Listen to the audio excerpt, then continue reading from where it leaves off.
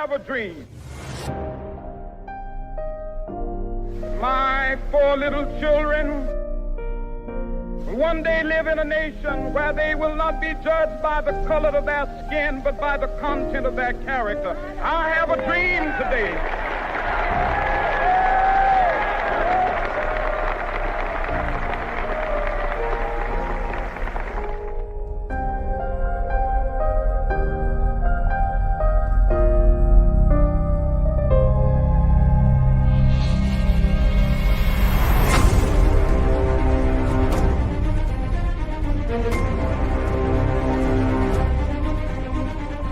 In what will go down in history as the greatest demonstration for freedom in the history of our nation.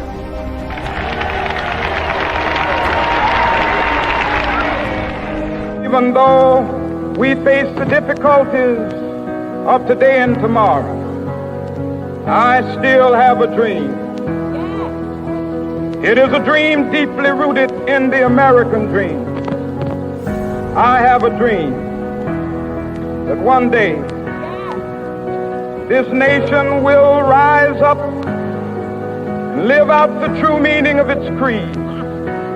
We hold these truths to be self-evident, that all men are created equal.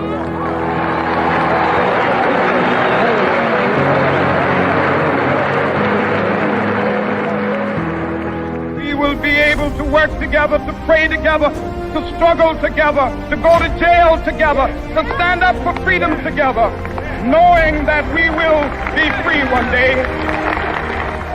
Let freedom ring, and when this happens, when we allow freedom ring, when we let it ring from every village and every hamlet, from every state and every city, we will be able to speed up that day when all of God's children, black men and white men, Jews and Gentiles, Protestants and Catholics, will be able to join hands and sing in the words of the old Negro spiritual, free at last, free at last. Thank God Almighty, we are free at last.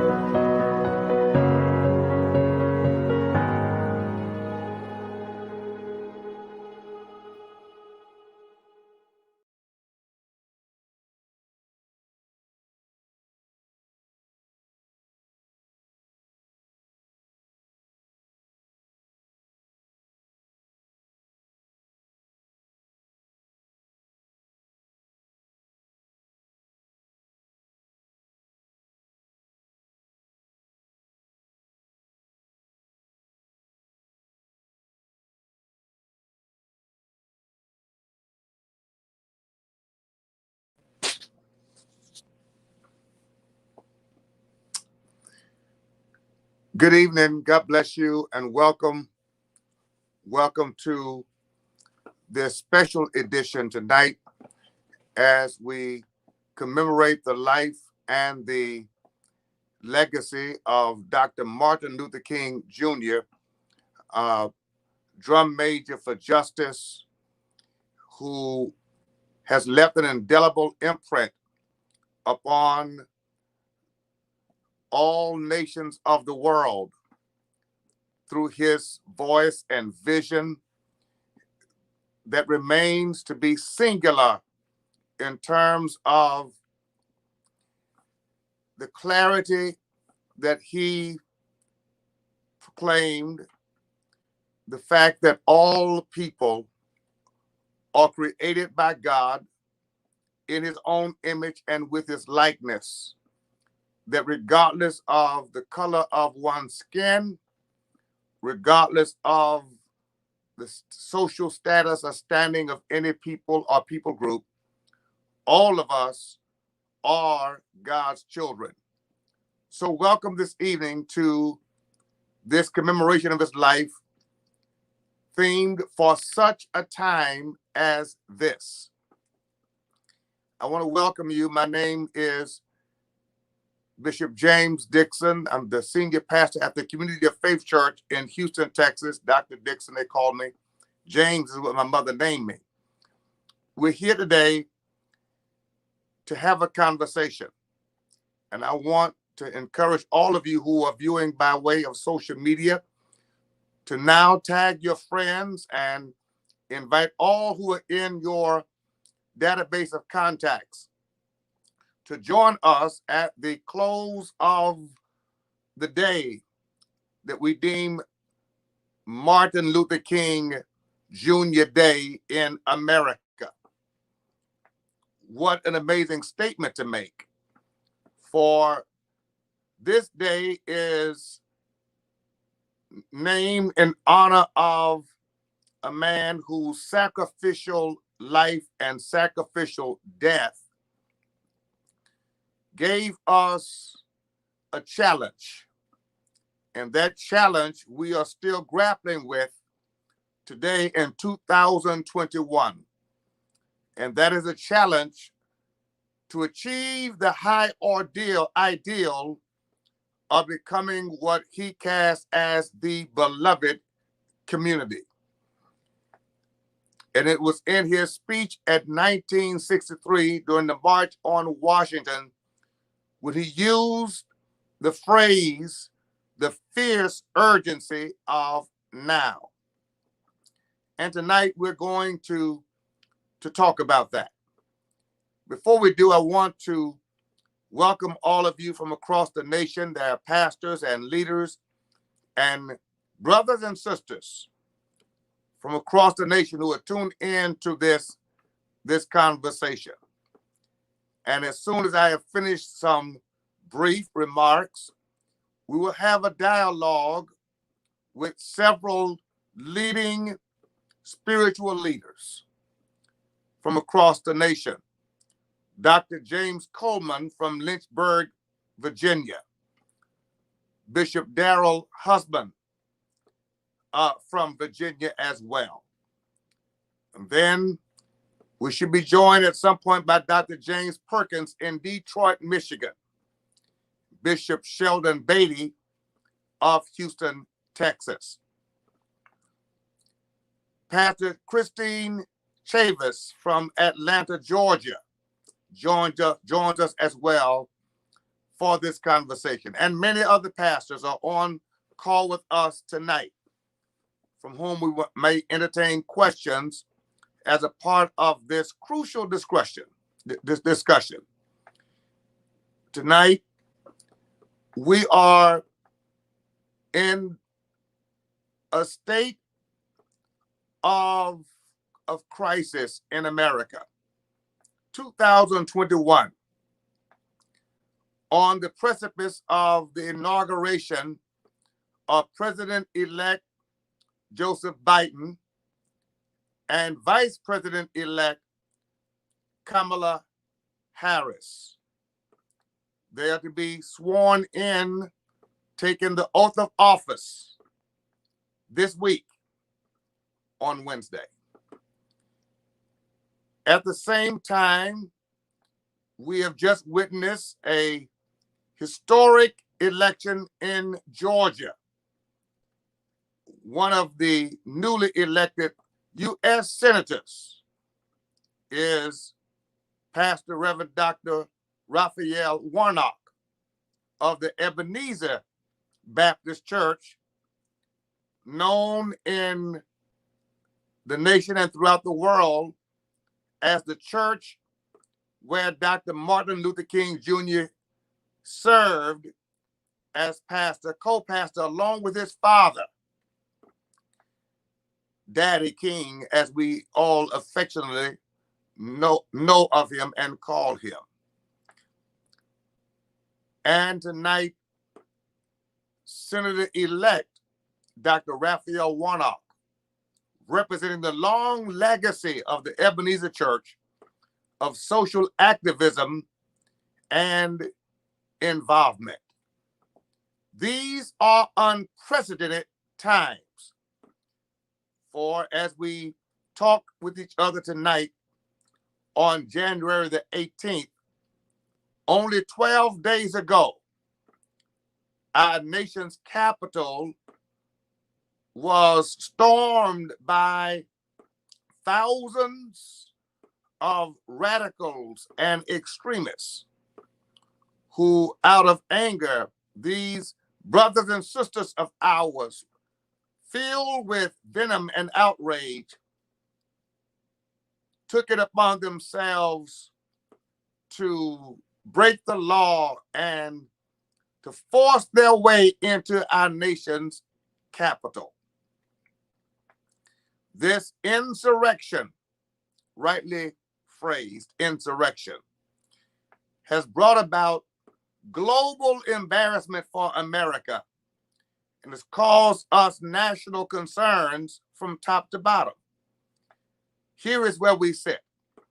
As this regime of insurrectionists, inspired by, encouraged, and motivated by the outgoing president and others close to him, now they are faced with the reality of criminal activity.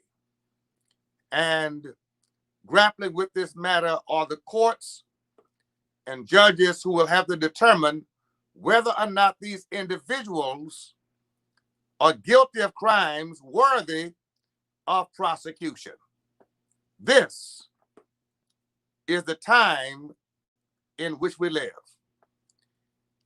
Also, the fact that we live in a time of unprecedented police brutality. And we say that having watched over the last 3 years, month after month, week after week, African Americans being shot and killed by badge-wearing police officers, often with no fear of legal consequence or redress. Not until recently do we see some changes, some encouragement in terms of white police officers shooting down Black men in particular, and even Black women, in the case of Breonna Taylor, who was only guilty of sleeping while Black, likened unto George Floyd, who was killed on camera by the knee on his neck of a former police officer who's been disgraced and guilty simply of being in the proximity while being Black. Ahmaud Arbery in Atlanta, Georgia, killed with a knee on his neck, killed by the shots fired, by a former police officer and his son, who was only guilty of jogging while Black.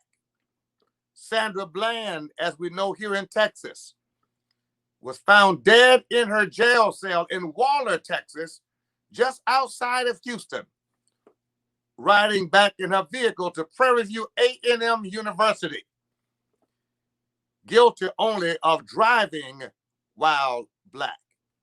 And the list is long. Philando Castile, Eric Garner, and many more. And so we've witnessed unprecedented police brutality against African Americans and others. We've also witnessed the disparity of healthcare. The fact that COVID-19, this pandemic, has struck all of the world, including America and Black America, only to help us to discover the fact that Black Americans are laden with pre-existing conditions, that we're more likely and apt to contracting the virus spreading the virus and dying from the virus. What is this? And one would have to ask, why is this the case? While the answers are numerous and there are plethoras of responses, one I want to raise for tonight's context is the extent of poverty.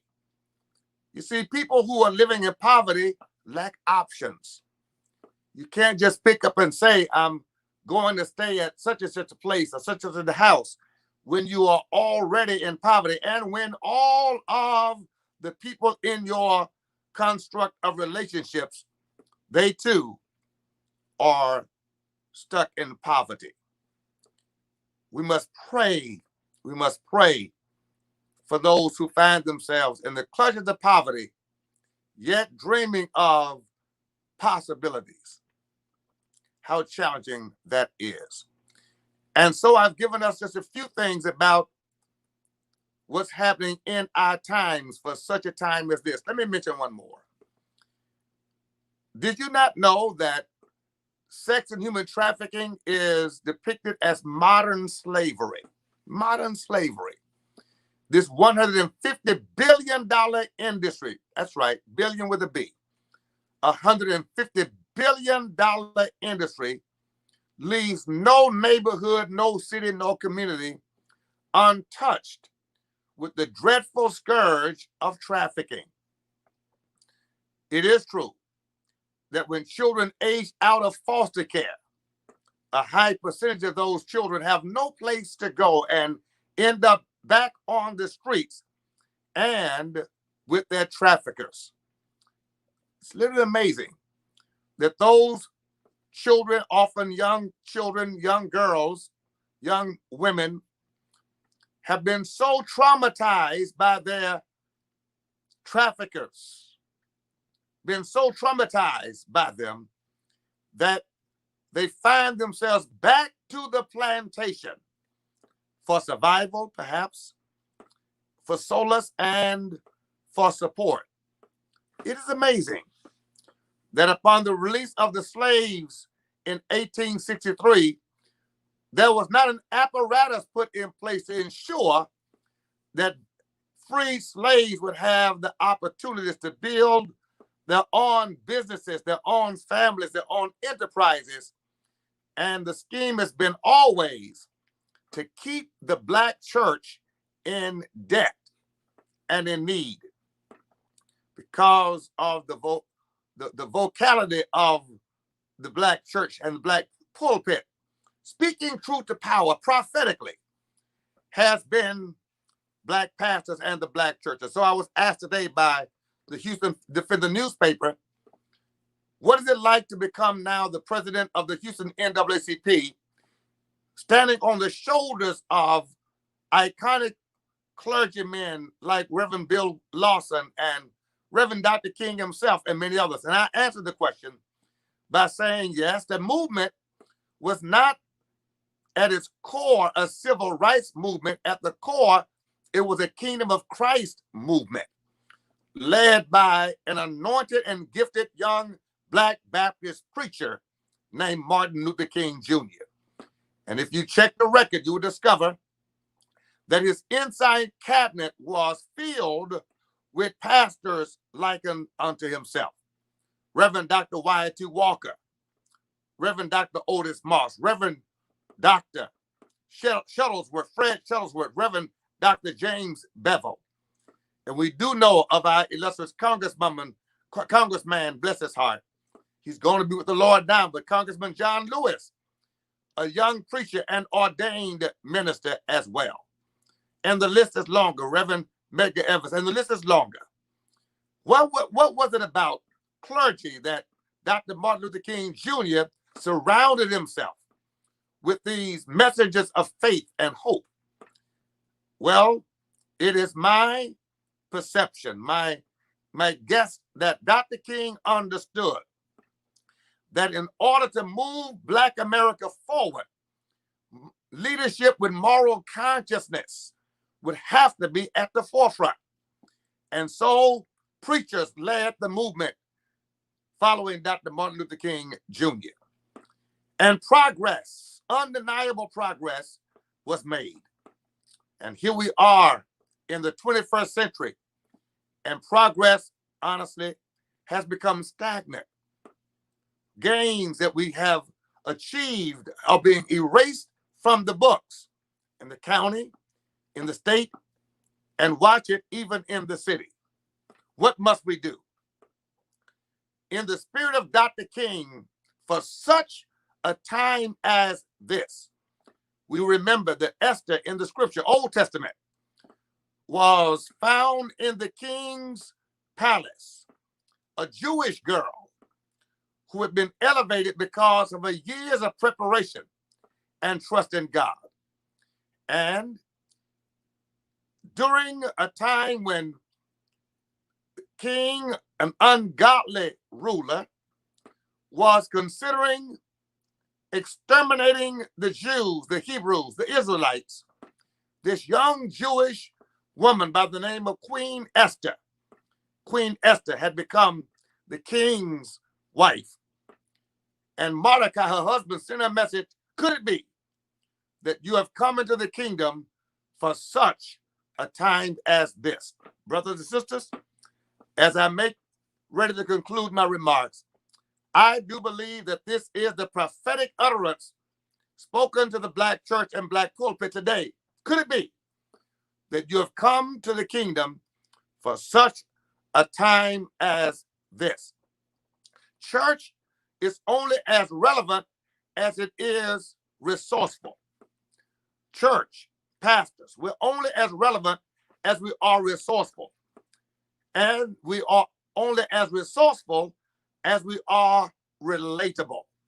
So the challenge facing the Black pulpit, the Black pastors, the Black voice, the Black church is how relevant are we? How resourceful are we? How relatable are we? In this season, make no doubt about it, it's time for Black pastors and Black churches to step up to the forefront and lead the movement. For justice is not a secular cause, it is a sacred cause and a sacred right. It must be the Black pastor and the Black church who defends the rights of those in our community, who would dare speak up courageously about the corruption and the distortion and the deception that is causing negative outcomes for our children. We must have drum majors for justice who will stand up against economic deprivation. The fact that Fortune 500 companies located in Houston don't have procurement policies that ensure the inclusion of Blacks and other minorities. And yet, we're buying gasoline from Exxon and Chevron and Shell by the tens of thousands of tons. But we've not asked the right questions. We've not connected with the proper movements. That, brothers and sisters, is about to change. Let me mention one other area. I mentioned human trafficking a few moments ago. But please understand that our boys and girls are hearing of trafficking invitations too early by strangers they've never met on the internet. Please hear my heart. We must take authority over ourselves and over our households. It's time. It's time to make sure we have new missionaries and new Bible teachers, new Sunday school leaders, new leaders, period, who could help move the community of faith forward into the 21st century. And so tonight, it does give me great privilege, honor, and esteem to introduce and to present to us our keynote guest speaker, who needs no introduction amongst Houstonians, for he has utilized his platform to empower those who have disempowered us. And I want to say to you, Brother Claude Cummings, who's with us tonight, and others who are viewing, this night, NAACP members, this night, those of us who understand justice, this night is a call to prayer and a call to action. Every pastor, every bishop, every apostle, every church member, it's a call to prayer, it's a call to action. We must pray for divine intervention and divine interruption into the misdeeds and evil strategies of adversaries who would continue to work to divide us. But we must also pray for action. It's time for a prophetic call to be made to the church nationwide. Freedom will only ring as we show up to vote. Freedom will only ring as we show up to debate and to argue on behalf of the oppressed and to argue on behalf of the liberation of those who have been suppressed. Voter suppression is high and rapid. We must rise against economic oppression and suppression. We must rise together. It's a call to action, not simply to talk about it, but to be about it and to marshal the troops to say that in 2021, we must go forward, that the kakistocracy that has arisen its ugly head in recent days, that white supremacy, which has risen its head in recent days, will not become the order of the day in America. But we will stand together to unite all people, not for blackness, but for righteousness, not for whiteness, but for righteousness. We must rise together to say we are one family with one future. Justice is what love looks like in public. And there's only justice when good people of goodwill, no matter the color, the hue, the race, the religion, the orientation, we stand together to make our nation one nation with liberty and justice for all, one nation under God. That's the call to action. We must work together, walk together, march together, and only through redemptive actions of nonviolence, predicated and validated on love, or we will be able to transform our nation into a nation of love, peace, and harmony for all people. I close with this. Yes, the dream of Dr. Martin Luther King Jr. of a beloved community is still possible. We must not let go of that faith. No matter what bigots say, no matter what racists say, we must not let go of that hope of a beloved community where all of God's children, black, white, brown, Jew and Gentile, Protestant and Catholic, will be able to sit down together at the table of brotherhood and share in fellowship and in love, and then work together to transform this America into that America of the beloved community. God bless you, and may the Lord please bless the United States of America. Thank you for hearing this urgent call to action for such a time as this.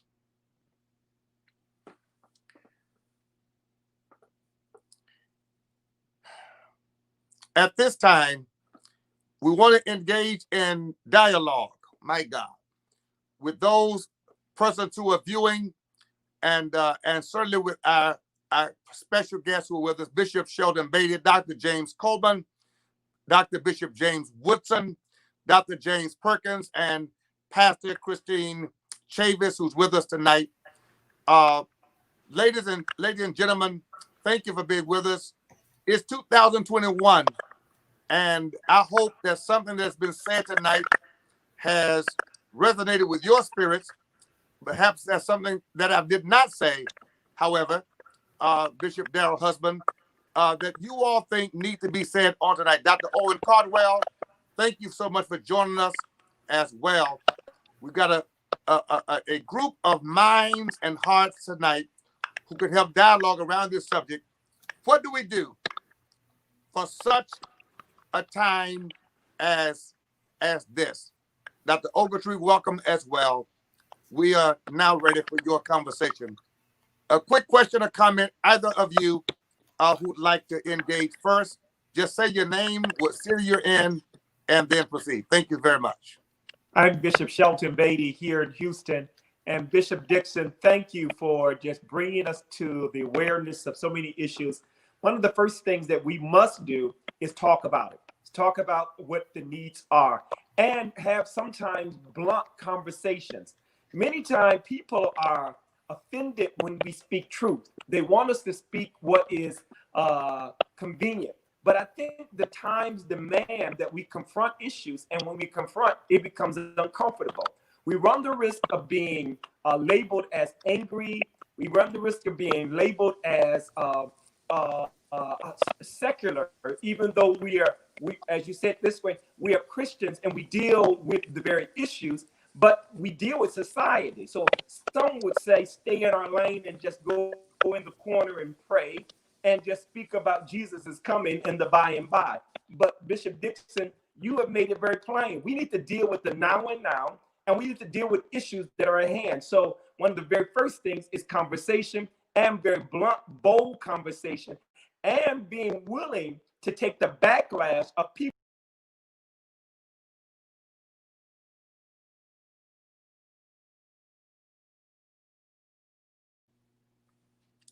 I'm not sure why we lost Bishop Beatty. Could y'all hear me? All right. Hopefully he'll come back in. Pastor Christine Shavers, you're the powerful female on the call. Bishop Beatty, did you complete? Are you ready? Thank you. It just dropped for a moment, but basically that was my comment. Thank you for bringing us to the conversation. Conversations like these are necessary.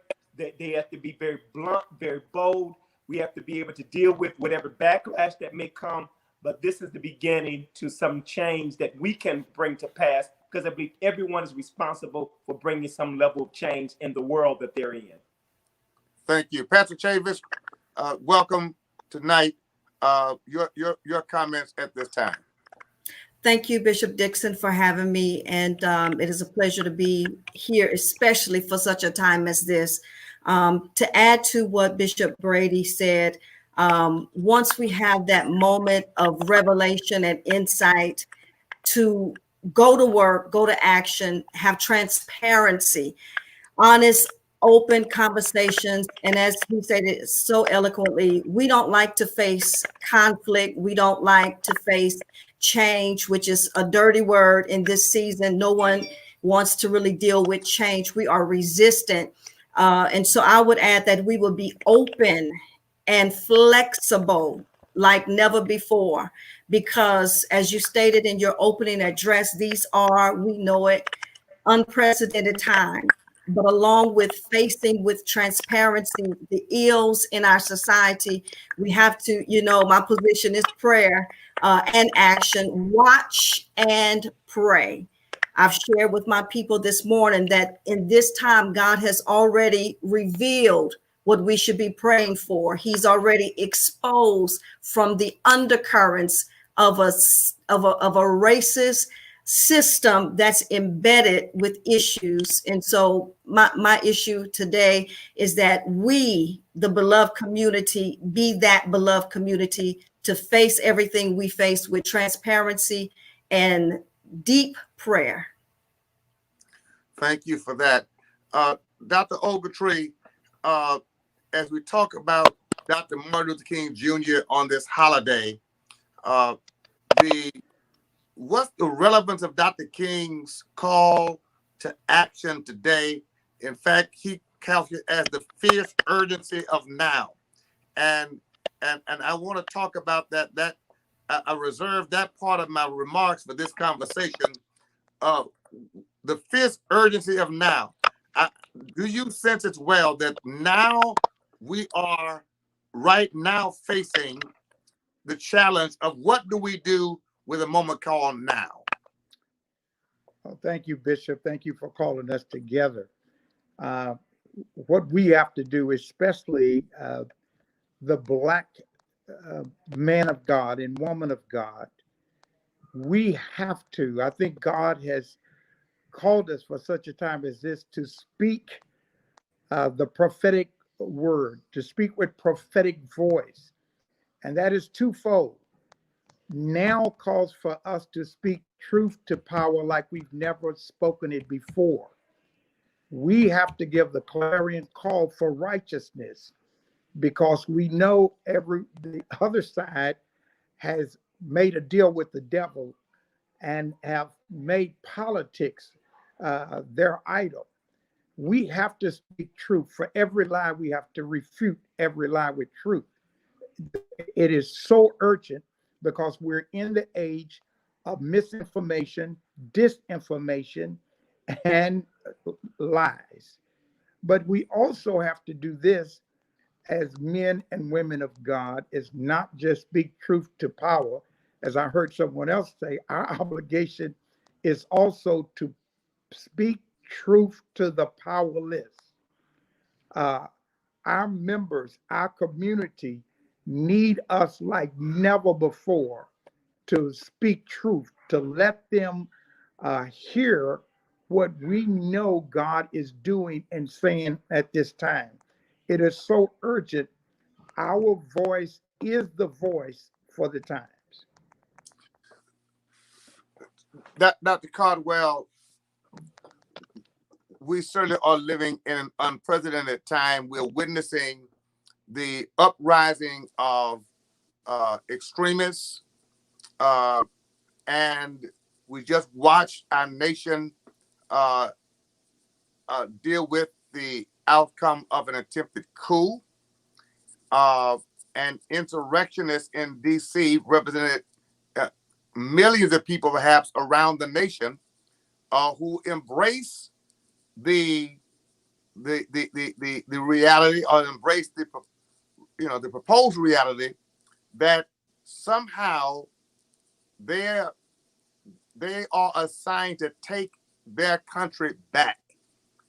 What's the meaning of this to you, and how significant is it that we do begin to express the values and the tenets and standards and the moral standings of that we heard from the mouth of Dr. Martin Luther King Jr. at a time like this? Well, Dr. Dixon, I was a 16-year-old. My father took me to the March on Washington. I heard the words from the I Have a Dream speech out of Dr. King's mouth. And part of what we're witnessing is the homogenization of that speech and of what Dr. King actually stood for. White America has conveniently defanged, if you will, the emphasis of the movement. I want us to understand that the tenets of the movement at that time were rather simplistic. Public access and public education. Those were the two primary tenets at that particular time. And just before we came on this call tonight, I saw on the news feed that commission that had been authorized by Donald Trump on education had made its report.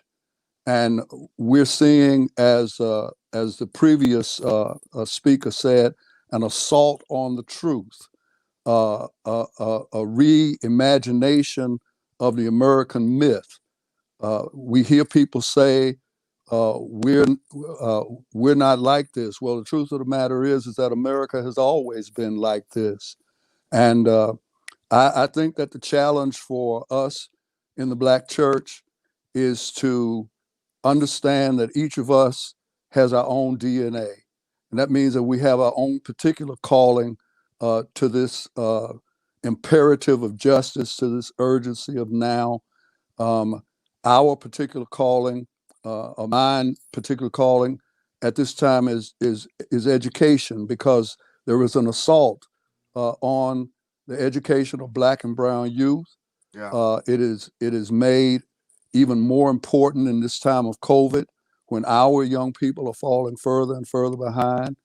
And those that would lay claim to making America great again, it's an imaginary America that never has been great for most of us that are of the skin color as you and I. And so I applaud your effort to lead us in understanding that the urgency of now has never been more urgent than it is now. Yeah. Dr. James Coleman, when we talk about the Black church and the role of the Black church, the relevance of the Black church, of course, some people still argue that why is that a Black church to begin with? And does that not perpetuate racism and the negative as opposed to the positive. Can you address why the Black church is relevant and necessary, and why the Black church is not necessarily an entity that fuels and continues the legacy of racism in America? I can remember Bishop Dixon at Duke University. Dr. Sam Proctor, the late Sam Proctor, said to those in the Western world who argued that Black theology was not necessary.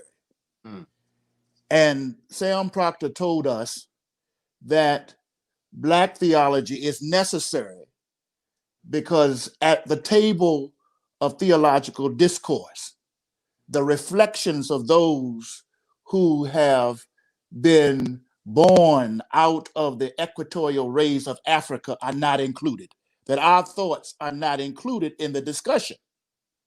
So there had to be a place carved so that our thoughts about God, God in the ghetto, God in the plight of the pain predicament of our people could be addressed.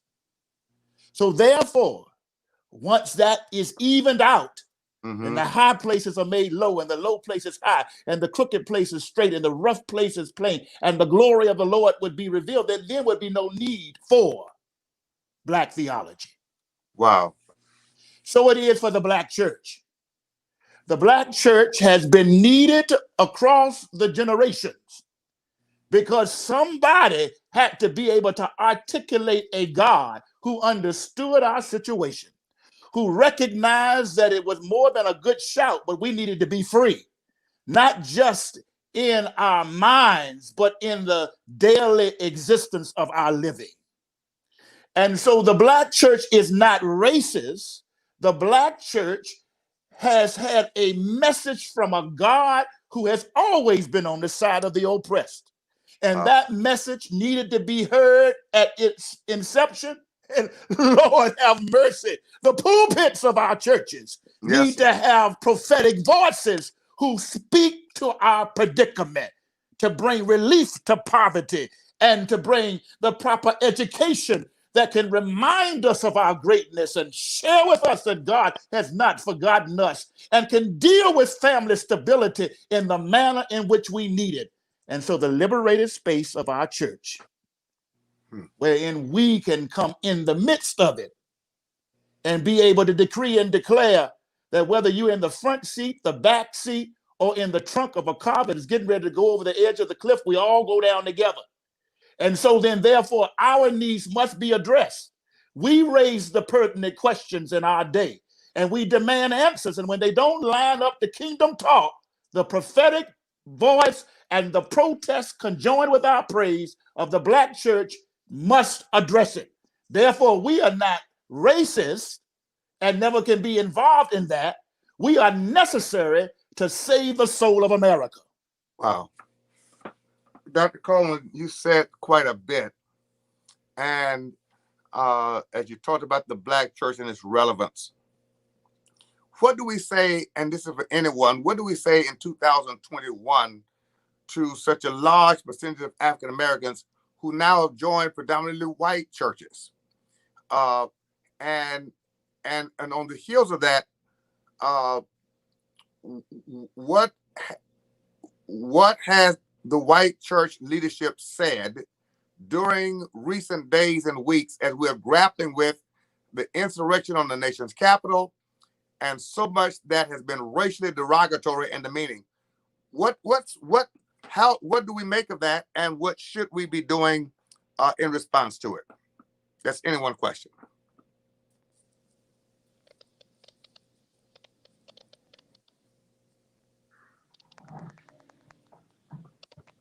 Well, I guess I'll jump in there and say, you asked, what are they saying, Bishop?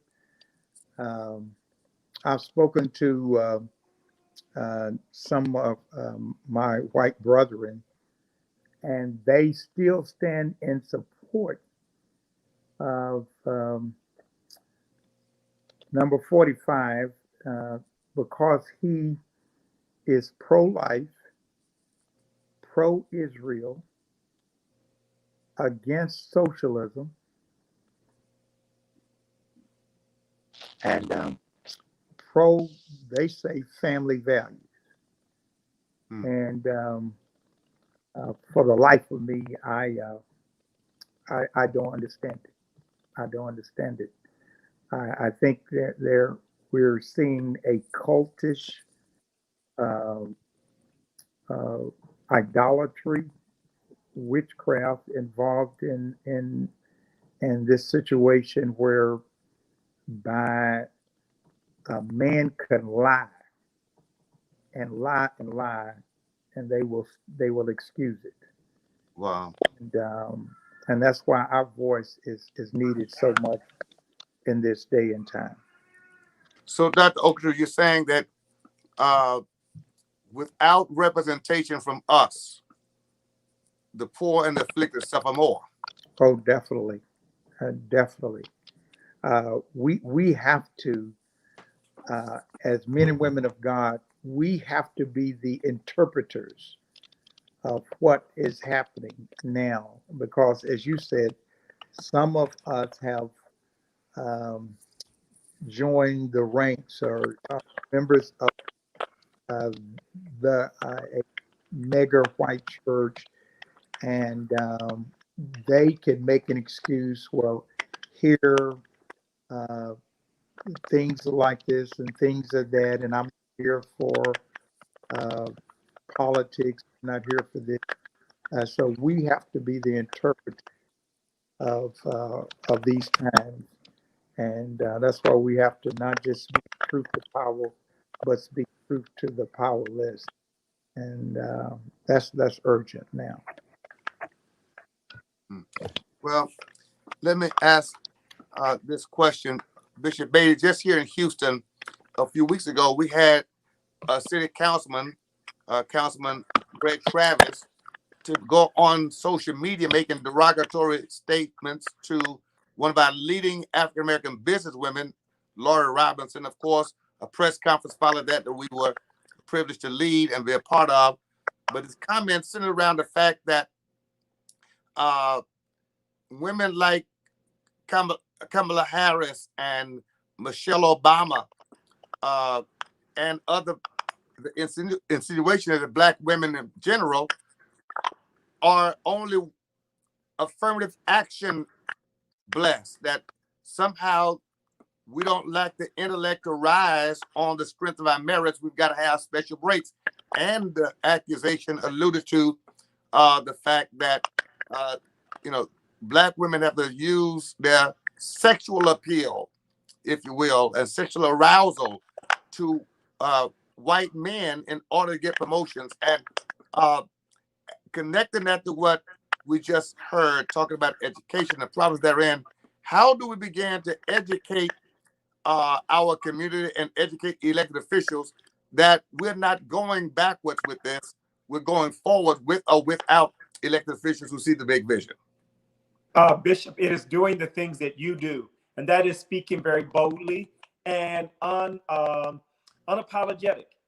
We understand the truth, and the truth makes us free, and we're going to speak the truth so that others can be free. So I believe, like you have done, and I believe that's one of the reasons why I'm following with you and speaking alongside of you, because I do know that there is power in unity. So I do know that we, the Black pastors, we that even are identifying with the Black community. So if you deem the Black community to be something that's relevant, they have to join with us and speak with us versus against us. And I certainly believe this is not the time for anybody to be silent. This is not the time to be lukewarm. This is not the time to wait for next year. It is the time to act now, to raise our voice and to call out hypocrisy, to call out ignorance, to call out racism, to call out, and I do believe this too, we ought not give people a pass. I don't believe ignorance is an excuse now, because there's too many ways for us to understand and learn. When we make certain remarks that are derogatory,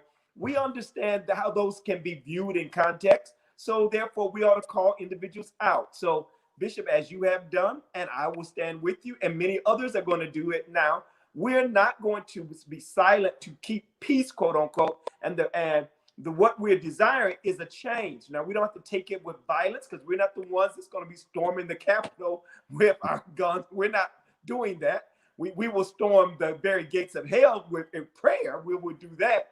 But we're going to use our voice with unity to speak against these issues and to call out any individual that makes certain remarks, as you just said, with a council person. Bishop Darrell Husband, one of the words that Bishop Beatty just mentioned is the word silence. What does it say?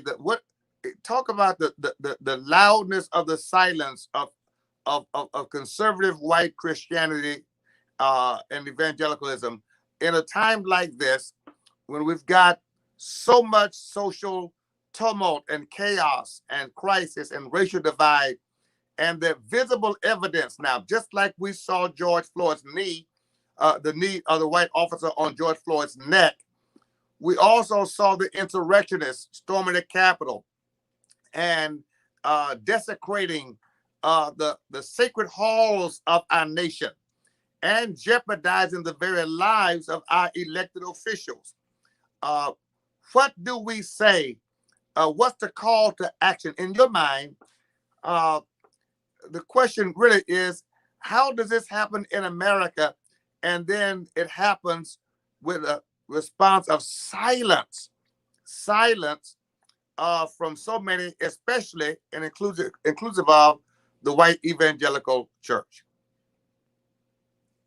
Well, Dr. Dixon, Bishop, first of all, we have to understand that the America that we live in is primarily an idol worshiping America. And when you talk to most of the pastors that we talk to from across cultural lines, they think nationalism, they think patriotism to their king first, and their king is generally a donkey or an elephant. And so when you start talking about these kind of things, it is always unpatriotic to march in the streets as Matter was doing this summer. And so when their own sons and daughters begin to march as well, democratic, it's a part of the democracy. But earlier this summer, it was anarchy, it was Marxism, it was anti-American. And so the silence has come now is because they don't know what or how to speak to their own children. They love their children more than they love their God. And as long as idolship and worship has been a part of the ideology of the church in their culture forever, it's always been associated with their patriotism. Their patriotism and the church is the same thing. And so when we start talking about them being vocal about things like real democracy and the voice of African Americans, I wanted to say something earlier when you asked why the silence of the white majority. Well, they're not. Their silence is deafening, really. They have seduced African Americans into their worship centers for decades now. And I have had fellowship with several of them over the years. And we would call this trading pulpits and trading worship services. You come to my service, I come to yours. And the example was never more evident to me of this master-slave mentality when I invited some to come over and we had finished our praise and worship service. I went upstairs to my office and my daughter came upstairs and told me that one of the pastor of the church we had invited, had called she and the musician over to the side and said, "Can you all come and start an interracial worship service with me on a Saturday?" He did not ask my permission. He did not talk to me about it. He did not care to talk to me about it. He was there to find out, what can I take from them? And so when I spoke to my wife and my children today about this generation we live in right now, one of the things that I've noticed is that there is this intentional effort to have on television now white men and African American women being married to each other. Now, listen, listen to me when I say this. This is not a racist statement, but I believe it's an intention, because usually when white men marry Black women, they raise their children as biracial or non-Black. It is an intent to divide us into a whole nother realm of our society that is fastly becoming a majority minority. And so to speak highly of the African American cause is to really build up this minority uprising that is soon to have a majority in the nation, and to tear down white supremacy, and that they cannot speak to. The fear is running rampant in the land of America, the home of the free and land of the free and home of the brave, that their America is changing colors. I'll leave it there. I want to try to bring what powerful statements. You mentioned fear as a driving motivator for many of these actions. And how important is it then that as we instruct and inspire young African Americans to fight through getting their education, fight through starting a career, getting to a business, fight to do that? Because is it not true that you will never have anything of value that someone else is not trying to take from you? You will never have anything that's of value without having someone else trying to take that thing from you. That is so crucial. Now, as we talk, Dr. All of you, about social justice organizations, and how essential important is it for social justice organizations to be able to partner with Black churches in order to fuel the movement of justice forward? Who would like to respond to that? It's critically important. It has historically been important, and it's even more important now, because we've got to understand that foundationally we're fighting a spiritual battle. And these social justice organizations have to understand that while they might have tactical and strategic procedures that we can benefit from, that we have the spiritual apparatus to inspire the people to do not only what is in our best interest, but what is our calling from God.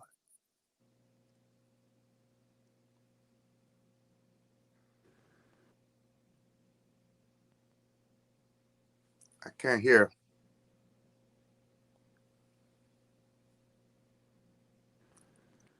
Can anyone hear? Yes, Yes, we can hear you, Bishop. I can hear you, Bishop, too. Okay. And as he was speaking, I would agree that it's certainly vitally necessary for these social justice organizations to participate. And I'm not just saying this because I know you well, but I'm saying this because it's just the truth. Even your service with NAACP and your service with One Family, One Future, and many other organizations you've been a part of. So down through the years, you have led a local church, but have been involved with various organizations who have been very strategic in bringing about action and change to help lift up our community. Even as your name speaks, with James Dixon empowers, you have evidence that empowerment. It's not about giving people just something to eat or giving people something to wear, but empowering them to live their lives. You meet the urgent felt need so that we can deal with the more critical needs. How many people strategically live their own lives and take control over their reality? And so even the issue of dealing with racism, that is just to remove the barriers, because we do believe that people have power, people have creative, people have a will to rise up. And that is a misnomer that people look at Black people and say lazy or don't want to grow up, always want to hand out. That's a misnomer. That is a lie. It's not true. What has happened is that many in our community have been limited and have been left with few options. And so they look at what they can do. I've said this many years. Sin is an inappropriate response to a legitimate need. People often sin when they don't know how to meet their basic needs. So if you give people the opportunity to meet their need, I believe that you lessen sin, you lessen crime in communities, you lessen violence. And so instead of saying there's violence in the Black community or there's unrest in our communities, let's look at what are the needs that are unmet. Can we meet them? And I believe these social justice organizations come in to help meet needs, as well as cooperating with churches to meet the spiritual need. Along that line, then if there's going to be true collaboration between Black churches and social justice organizations, what's the shift in the psyche of the Black pastor that we have to make? Dr. Coleman, what shift must we make if we're going to have a collaboration? You know, we know Black pastors, we know Black church, right? What barriers do we have to move in order so that Black pastors and Black churches will be welcoming to collaboration with social justice organizations? Who'd like to speak to that? Bishop, I'll add to that. And I have the privilege of sharing this space with some ministry colleagues and, of course, my former pastor, Dr. Ogletree. And I remember when I was a member at First Met, he instituted the educational task force, and he also instituted the political task force. And through those movements, it engaged across generational timelines and perspectives. It gave everyone the opportunity to be involved. And so he might be the person to speak to that. But as I think about where we are with our Gen Xers, our Gen Zs, we absolutely have to engage in outside organizations, because they are flocking to these organizations because they want to be a part of the action. They want to be the Malcolms of the generation. They want to impact their generation, their culture, even by being responsive to the inequalities that we face. And so I think the Black church is going to have to quickly and very abruptly embrace the generations that are the Gen Zs, the Gen Xers, as well as the entire concept of embracing outside organizations involving food programs, social justice programs that may not even be quote unquote Christian. Along that line, I just want to stay in that vein just one more second. I need one of the pastors speak to what it is then that one of the thrusts that I've got as incoming president of the Houston branch of the NAACP is to really bring the church back into the NAACP. Every true social justice organization in America started with the Black church as a catalyst at its inception. The NAACP certainly been one of those. The National Action Network, that's Reverend Al Sharpton, Black church people.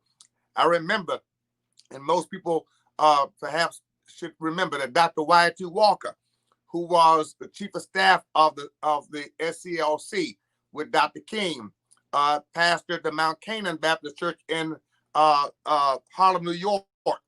A strong support of the National Action Network with Reverend Al Sharpton.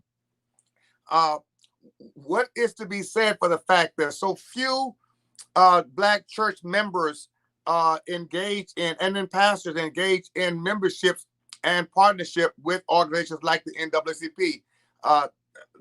Dr. Cardwell, Dr. Coleman, can you all address that?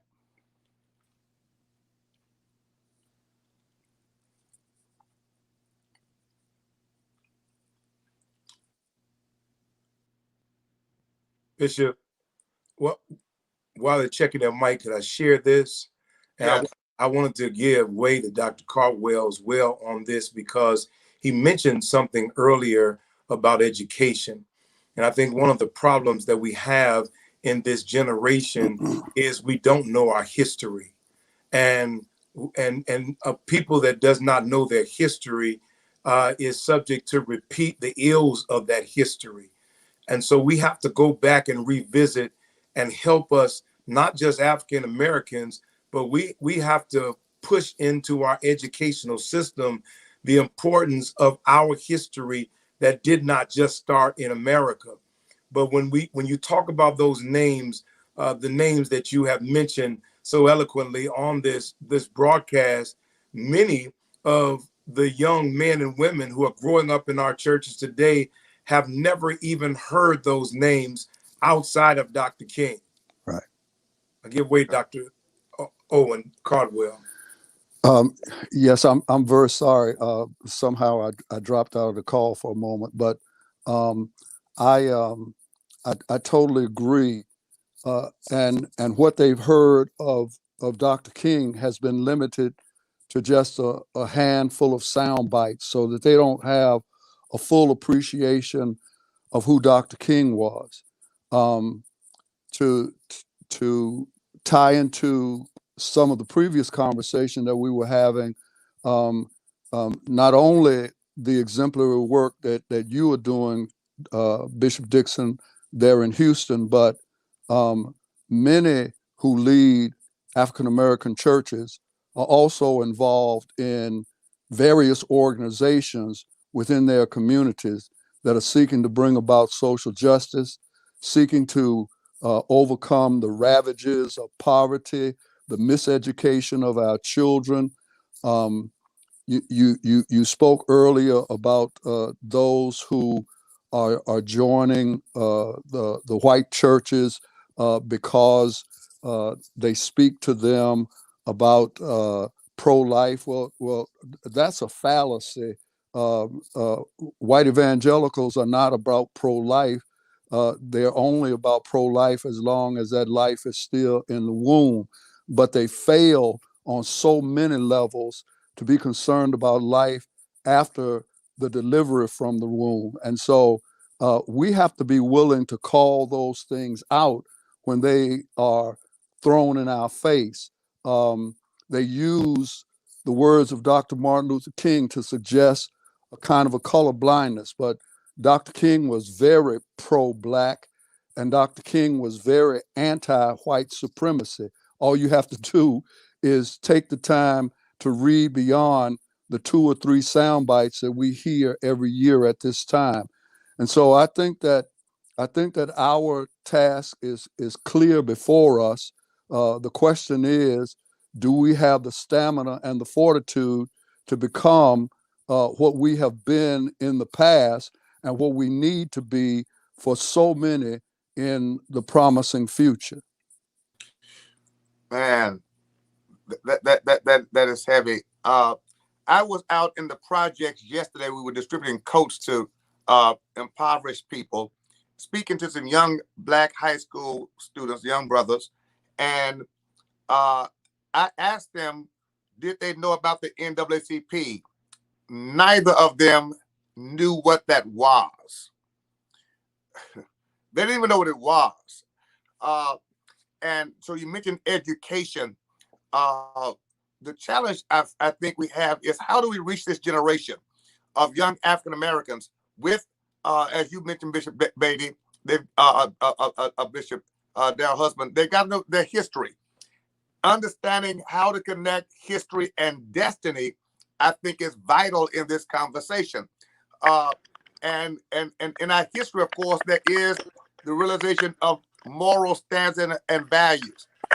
So in the last portion of this conversation, as we talk about Dr. King, the fierce urgency of now, I want to talk about two things. This one thing first is, how do we begin to educate young African Americans concerning the moral consciousness and self-discipline, and understanding that we have to have our own lives together. And let me be more explicit. When we talk about thug life, when we talk about the derogatory things that we generally don't say, talk about in public, and I mean the drugging and the criminalization, how do we begin to reach this generation to say, listen, thug life does not lead to your best life, that there is a moral obligation on our part, and that work ethic, nonviolent, making our own neighborhood safe, not, the black on black crime is just as immoral and unacceptable as white on black crime. We got to say those things and communicate those things. Dr. James Coleman, you work in the education system. What do you say about that? Well, the first thing that I say is this, is what I like to call emphatic listening. Emphatic listening is when I listen not to respond, but I listen to understand. America has sent many mixed signals to our young people, resulting in what I call toxic femininity and toxic masculinity. We got to take ownership for that. Hear what I said. America has sent mixed signals around value, around being heard. Again, Bishop Dixon, as you have articulated, Martin King wasn't 40 when he died, which means for all intended purposes, he was a young adult, a young boy, all of his life, if you will. And young people often don't feel heard, valued. And so therefore, if negative venue and negative activity gets me attention, then that's how I'll get it. We got to love our kids. We got to let them know that we are real. People gravitate to you, Bishop Dixon, and others like you because you're real. You listen. You understand their pain. You don't judge them. Oftentimes, they may be closer to what is right than we have gotten. That's why King was successful, because he listened to the people and he engaged young people. And I'm noticing in our schools that many times the young people have better suggestions on how to deal with the problems of inequity in school and the coronavirus and its impact on learning. They have better suggestions than sometimes the people who are teaching them and leading the schools. Listen to them, hear their pain, get close enough to them, and then lastly, appeal to what I call redemptive motivation. Even drug dealers can have a conscience. If you can somehow love them enough, sometimes love the hell out of them, understand what they're going through, they'll begin to see that what I'm doing is not right. By the loving programs we provide and the attention that we give them on a daily basis, and let them know they're valuable. And I will then say, man, I was using all my energy and time to sell you drugs and to pimp you out and to harm you. Now I feel motivated, a redemptive motivation to turn that thing around, because the people who are going to get these vaccines distributed are the people who are causing the problems but have the influence in those communities. They're the ones that once they get motivated, redemptive motivation, they'll take that same energy and they'll join in with mentors and they'll turn our communities upside down. That's the fierce urgency now of the work that we must do in public education, higher education, Christian education, and the work of the church. I was sharing today earlier in a newspaper interview that one of my chief aims as new president of the Houston NAACP is generational connectivity. And that means simply becoming an organization that is welcoming, inviting, and appealing to multiple generations at one time. And that's recruitment, development, and empowerment. Recruiting younger people and being intentional about how we do that, and then developing them and empowering them, deploying them. And I use this because I came up as a young minister, young citizen, young listening under Dr. William A. Lawson, Howard Jefferson, S.J. Gilbert, listening. And listening, of course, led to learning. And then I ended up leading.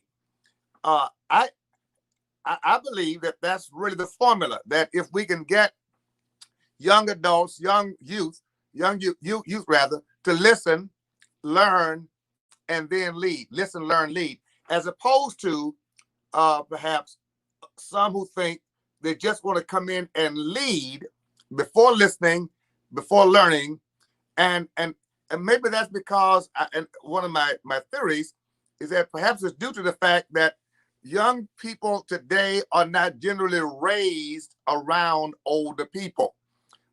They might have a parent who's older, of course, but I'm saying I sat around with elders, grandparents and uncles and aunts and deacons and community leaders. I learned to listen.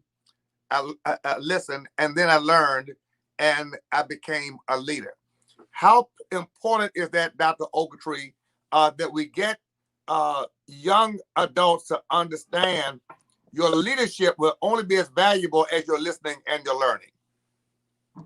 Well, I think you hit on something, Bishop, and I do think, as Dr. Coleman said, listening has to go both ways, but we do have to initiate. We have to take the step to reach the young people, and we can't judge them without first trying to reach them and letting them know that our hearts are for them. Jesus got in trouble because he hung out with sinners, and we have developed a practice in our churches of hanging out with saints, and we have to go after them, establish some ministry targeting them, get our men together, and strategize. It is something that we have to do at this time because they will listen if we show them that we're willing to listen and that we really have their heart and their lives, and we really want what's best for them. This point on a moral consciousness, I want to just hit this one more time before I conclude about the beloved community, which is a community made up of all people who are in love with each other.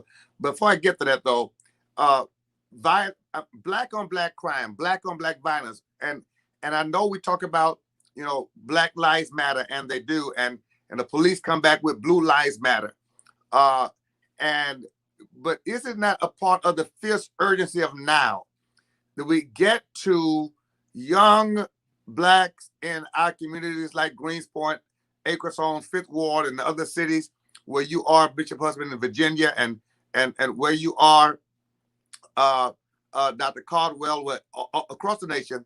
Isn't it not important as a part of the fierce urgency of now to help young black individuals, youth, young adults, to understand that violence against others who look like you is as reprehensible, as unacceptable, as immoral as someone with a uniform shooting that brother down? I mean, it's amazing.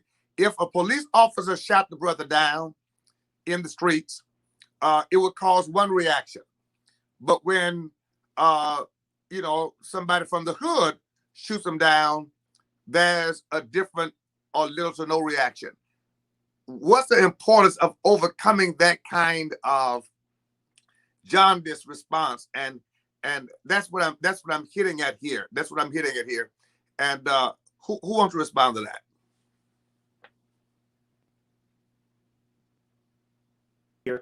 I believe that if your vision is cast broader, we can bring more people into it. When we discuss about black on black crime, I understand what we're trying to do is to deal with the low level response that is happening. Some people are in their community and they're maybe angry and they're acting out. But I believe the message, if we're going to address them, is to build a message that's an inclusive vision. If I know why I need you, then I'm more likely to temper my anger for you. I have noticed in predominantly white communities that many people may not get along, but they recognize I need you. I'll give an example here. We have a senator in our state of Texas here, who was definitely opposed to number 45 and as they were running for presidency. And the name calling back and forth was very bitter. But it came a point in time that our president senator needed number 45, and he was able to overlook all of the bickering and the fighting because he felt like, I need this gentleman. Now, I don't necessarily agree with that approach, but I understand why they do that. They feel that the vision or what they need is so broad that they can deal with someone who's not necessarily their friend. I believe the principle of seeing how we need each other, seeing how we can be a greater support is vital. If we're going to come against the crime against one another, I think we have to go for what is the vision? What do I need with my brother? How my brother may be able to help me, or how my sister may be able to help me. If that message rings louder than the threat that you are right to me right now, or how I don't like what you have done, or how you have behaved. If something rings louder than that, then I believe we have ability to try to turn some of the actions. And I believe the wisdom of looking across the aisle at other communities and seeing how some are able to overlook present issues because they see the value of that individual. If we can take that lesson and bring that to our community, I believe we can lift one another up. Right. That leads me into my final segment for the night.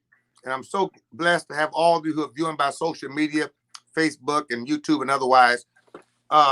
Dr. King's vision was for the beloved community to emerge.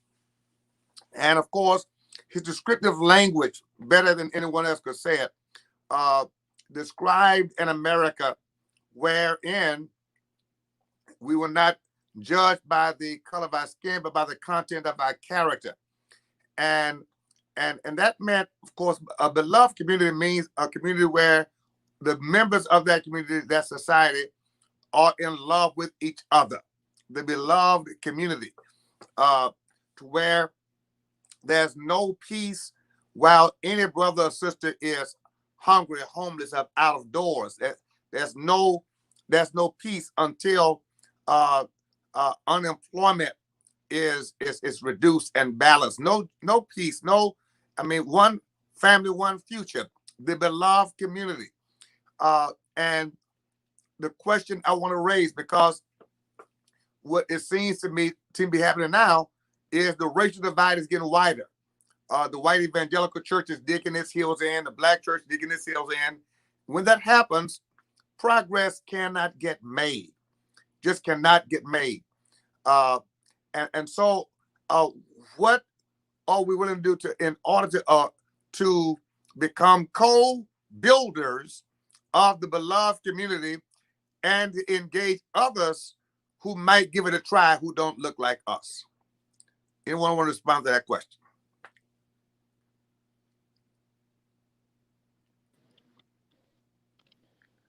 Well, that's a difficult one, Bishop. I am an eternal optimist, in that I do know that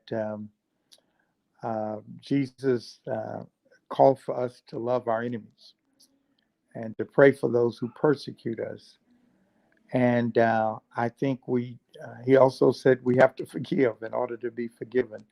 So I think with those principles lying before us, we have to try to still engage in dialogue and relationships and try to seek healing and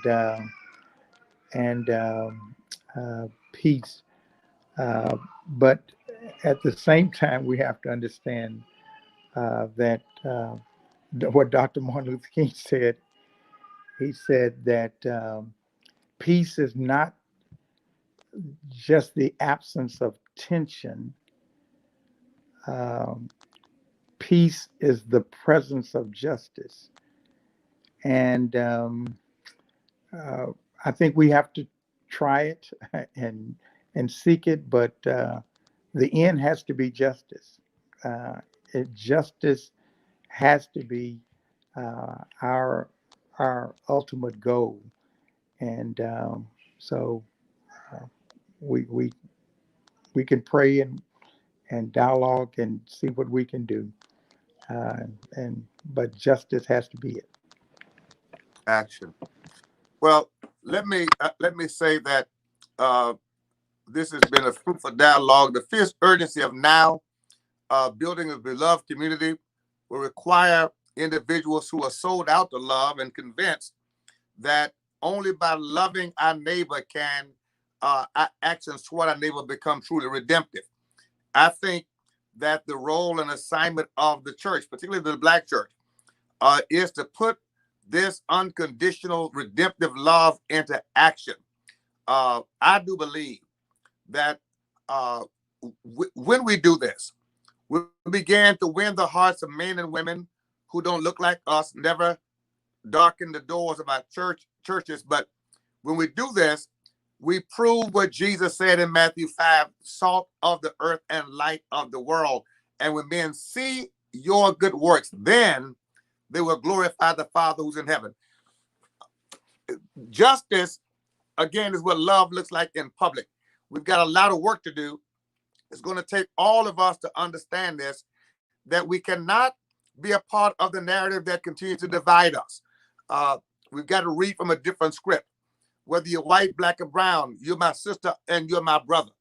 We must change the language and do it with passion and do it intentionally so that those who may not be of the same color or hue that you are will understand that you are loving them at the heart level, not at the skin level. We've allowed corporatism to divide us. There are people who really benefit from a black and white division in America. We cannot be that gullible. We must unite. We must unite. We must stand together because if we rise up as an army of truth, an army of truth, an army of love, an army of justice, there'll be no power to hold us back. Because the glory that led the children of Israel out of Egypt through the Red Sea and through the wilderness will be the same glory that resides and resonates on churches today. And eyes have not seen, ears have not heard the great things that God has in store. Go to work in your community, labor, get to know the issues of your local reality, and stand for truth, stand for justice, stand for righteousness. Don't cower down. Stand and stand some more, knowing this, that as much as we know our labor is not in vain in the Lord. God bless you. Thank you for tuning in for such a time as this, continuing the legacy of the Reverend Dr. Martin Luther King Jr. God bless you. Thank you, panelists. Thank you for the conversation. Good night to all. Thank you.